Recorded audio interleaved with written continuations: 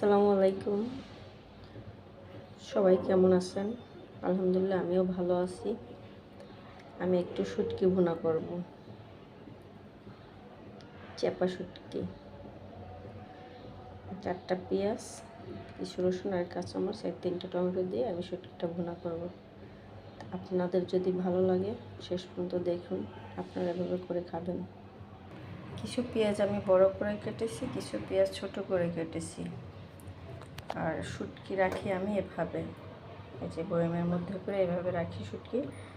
তাহলে ফ্রিজে এভাবে রাখলে গন্ধ ফ্রিজে ছড়ায় না এবং শুটকিটা ভালো থাকে। তাহলে দেখতে থাকুন। আমি এখন শুটকিটা বের করে ধুয়ে নেব। পরিমাণ মতো তেল দিয়ে এখানে লবণ দিয়ে ভাজতে আছি। একটু ভাজা ভাজা হয়ে আসলে তখন আমি মশলাগুলো দিয়ে দেবো, সাথে শুটকি দিয়ে দেবো। পর্যায়ে আমি শুটকিগুলো দিয়ে দেবো।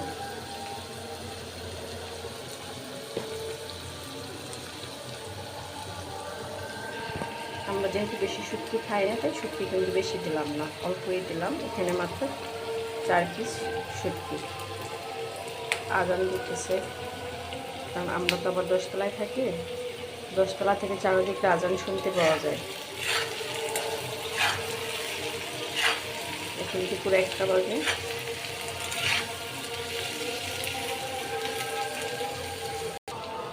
অল্প করে আদা রসুন বাটা দিয়ে দিলাম।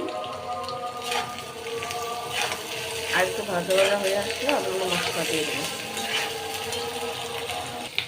তাই ভাজা ভাজা হয়ে আসছে।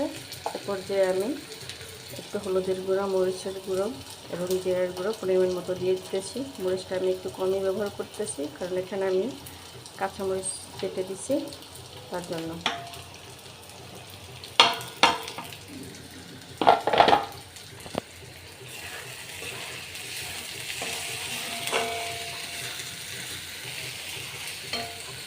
মশলা ভালোভাবে কষানো হয়ে গেছে।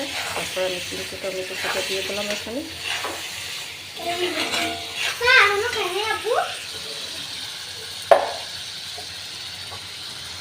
আমি লোহার কড়াইতে রান্না করতেছি, তার একটা কারণ আছে। কারণটা হলো,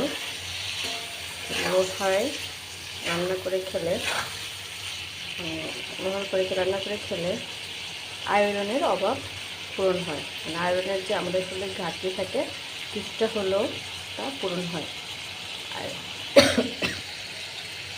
আপনারাও চেষ্টা করবেন অল্প কোনো রান্না হলে লোহার কড়াইতে রান্না করে খাওয়ার জন্য। কারণ লোহার কড়াই অনেক বেশি বড়, অনেকেই কিনে না, কারণ এটা অনেক ভারী।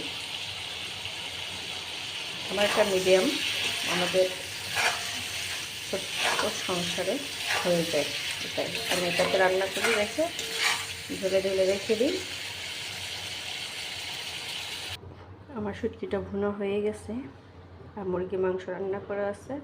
আমার ছেলে খাবে মুরগির মাংস দিয়ে, আর আমি খাবো শুটকি ভুনা দিয়ে।